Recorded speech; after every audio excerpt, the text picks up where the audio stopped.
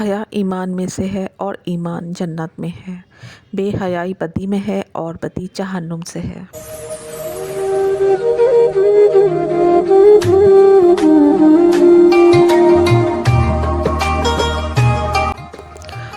ہمارے نبی نے فرمایا، حیا کا نتیجہ صرف خیر ہے، اور روایت میں ہے، حیا ساری کی ساری خیر ہی ہے۔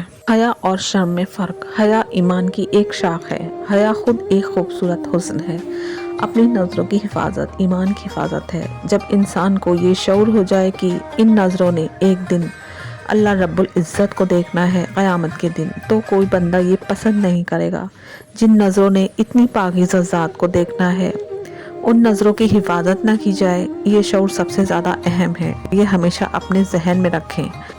شرم ایک نیچرل کوالٹی ہے جو رب کریم نے ہر انسان کو عطا کی ہے۔